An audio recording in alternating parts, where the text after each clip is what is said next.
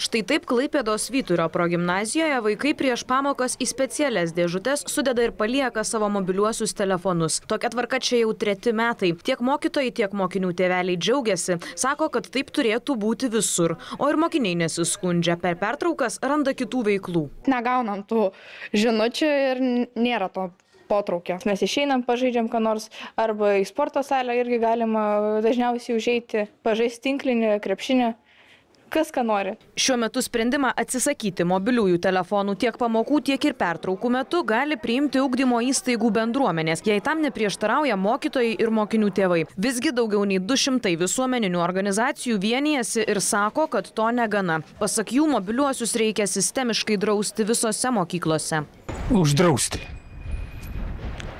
O kad jie daugiau nieko nežino, tik telefonė. Susikaus mokslui galų gale. Kažkur tai turi būti truputį ribojimas. Trukdo mokytis, jie blaško dėmesį. Jau nebeuždraus per vėlų. Atėjo toks laikmetis, kad be telefono žmonės nebegyvens. O kas blogas per pertraukas? Tiesiog vaikams būna kažkoks būdas atsipalaiduotis telefonas. Ką ir būtų gerai surinkti, kokią dėžutę padėti atskirai.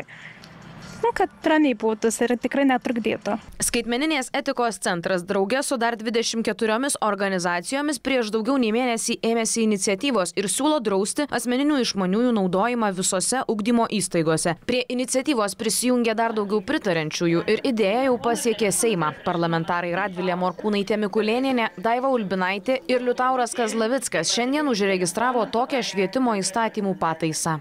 Visi sutarėm, kad sprendimo nacionalinio lygmenių reikia. Seimo nariai siūlo įstatyme numatyti, kad pradinio ir pagrindinio ugdymo programas vykdančiose mokyklose, tai yra 1–10 klasių moksleiviams, pamokų ir pertraukų metu būtų neleidžiama naudotis asmeniniais mobiliaisiais telefonais ar kitais išmaniaisiais įrenginiais. Tokį platų pasitarimą mes jau čia Seime turėjome. Tikrai dalyvavo ir psichiatrai, ir ekspertai, ir mokslininkai, ir mokinių, tėvų atstovai. Yra daug ir mokyklų, ir tėvų, kurie sako, centralizuotas sprendimas padėtų mums apsispręsti ir kad vienodos taisyklės būtų visoje Lietuvoje. Medikai sako, kad vaikams, kurie daug laiko praleidžia prie ekranų, mažėja dėmesio koncentracija. Jiems tampa sunku planuoti savo veiklą, reguliuoti emocijas. Paprastai tariant, jie bukėja. Ir dabar yra tokia diagnozė ekrano autizmas. Labai nauja sritis, kuri yra tyrinėjama šiuo metu.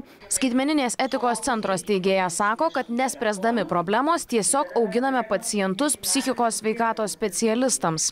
Tyrimai rodo, kad mūsų vaikai praleidžia daug valandų skaitmeniniuose įrenginiuose ir atitinkamai mokslinių tyrimų duomenys rodo, kad tai daro neigiamą poveikį psichikos sveikatai. Įvairių sričių specialistai prašo valdžios imtis veiksmų ir visoje šalyje priimti bendrą tvarką, neleisti vaikams mokyklose naudotis išmaniaisiais. Visgi švietimo ministrė prieštarauja. Įstatymų tas reguliavimas tikrai neišspręs šitos problemos. Ministrė sako, kad bandant priimti įstatymo pataisas gali kilti daugiau problemų. Kas iš tiesų užtikrins įstatymo reguliavimo įgyvendinimą. Ar tai vėlgi kris ant mokyklų, mokytojų pečių? Raminta Popovienė teigia, kad užtektų parengti rekomendacijas ir leisti galutinį sprendimą priimti pačioms ugdymo įstaigų bendruomenėms. Tai yra labai svarbu, kad bendruomenė ir pati surastų ir suprastų, kad jie turi susitarti pagal tas pavyzdinės parengtas rekomendacijas. Dar 2022 metais panašų įstatymo pakeitimą dėl mobiliųjų telefonų ribojimo ugdymo įstaigose siūlė konservatorius Justas Džiugelis. Tiesa, tuo metu valdančiojoje daugumoje buvę konservatoriai tokiam siūlymui nepritarė.